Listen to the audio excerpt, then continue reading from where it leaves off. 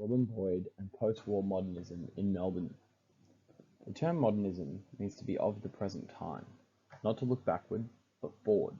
Robin Boyd adopted this forward way of thinking to become one of the most influential architects there has been in Australia.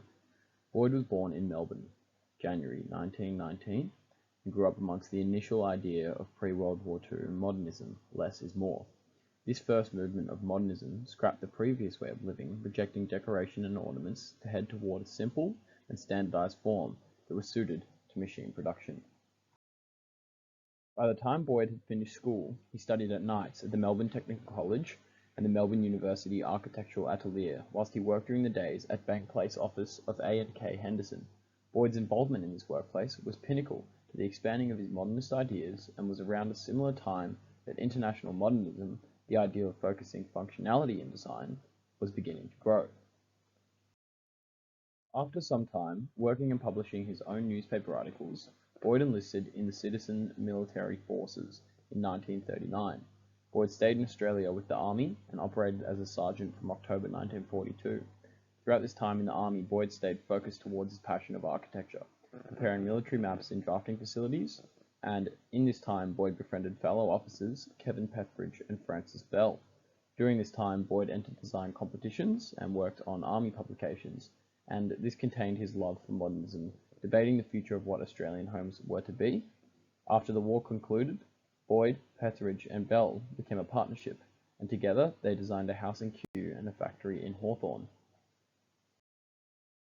Moving on from this partnership, in 1946, Boyd was recruited by the Royal Victorian Institute of Architects, collaborating with The Age, and became the Director of Small Home Services.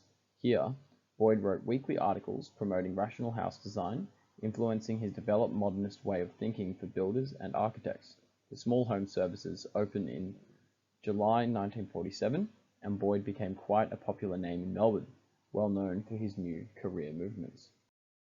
By 1947, construction was finalised for Boyd's new family home in Camberwell, which he designed himself. It was one of the earliest modernist houses constructed in Victoria. The building is now considered a seminal work which can be regarded as the prototype of the post-war modern Victorian house. This house is now up for possible deconstruction, to be decided whether it remains a heritage site in a hearing occurring early 2021. Shortly after moving in, Boyd took and passed the registration examination and won the Robert and Ada Haddon Travelling Scholarship, which spawned his trip to England and Europe in 1950. Boyd commenced his time at the Small Home Services in December 1953. Prior to this, he was also writing and lecturing at the University of Melbourne. After this, his commission work became predominantly focused towards houses. Boyd prepared all the drawings himself in his noticeable left-hand style. In 1953, Boyd was commissioned to do Australia's first project home on the coast of the Mornington Peninsula, and with this movement of Boyd's career, modernism began to flourish in Australia. In the same year, Boyd, Frederick, Romberg and Grounds formed a partnership based out of their office in East Melbourne. The post-war modernist movement exploded from this trio. Designing commission flats, factories, schools and churches, the three architects had very independent modernist philosophies, but the trio kept a consistency in their design, boasting the advanced and modern way of thinking which was rapidly appearing.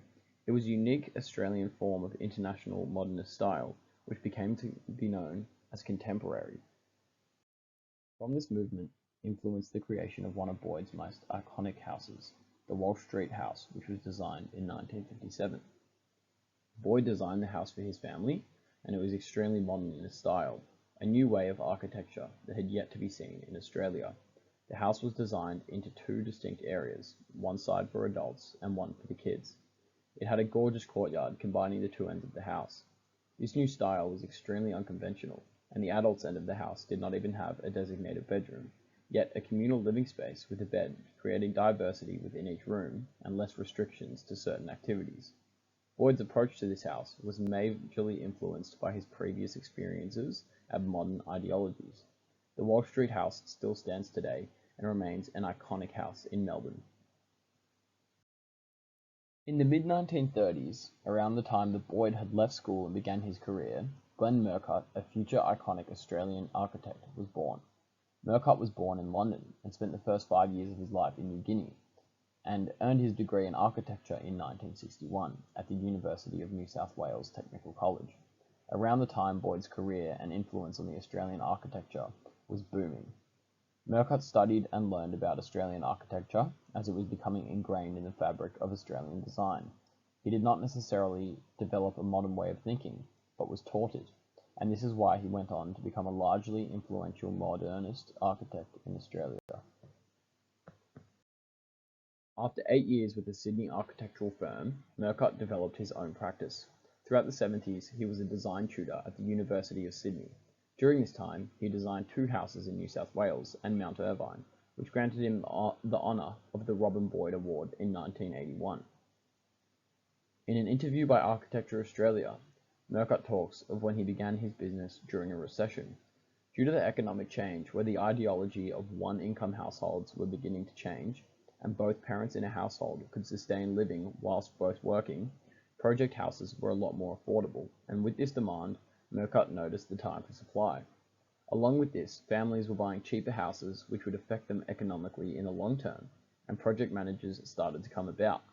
Using a project manager, architects could provide the same great quality designs for houses, but lowering their fees, creating a balance between quality and quantity at an affordable price. With this new way of building houses, Murcutt was involved in a large modernist movement, creating more affordable quality houses for more people, and the previously thought of utopia, which modernist thinkers like Boyd had pioneered, was ultimately coming into effect. One of Murcutt's most influential houses was the Kempsey farmhouse. The house's outer layer consisted of louvres, blinds, and flywire. As described in Architecture Australia, Volume 93, Issue 6, through these devices, occupants can manually control the interior environment like a highly tuned musical instrument. This allows an engagement with every aspect of the environment in a most joyous and celebratory way. This house was not only the model for Murcutt's development of a set of architectural ideas, but is also an icon which enthused and inspired many other architects. This exemplifies Murcutt's modernist influence on Australian architecture and the effect that he had. Both Robin Boyd and Glenn Murcutt were extremely influential in their rise of modernism, with Boyd's pioneering of modernism throughout his career and the long-lasting effect that had on the scene. Murcutt carried this through his own career, which has inspired the modern world that we live in today. With modernism birthed shortly after World War II, we can assume new modern ways of thinking coming to light during the recession that we will all be facing in our future post-COVID-19. Thank you.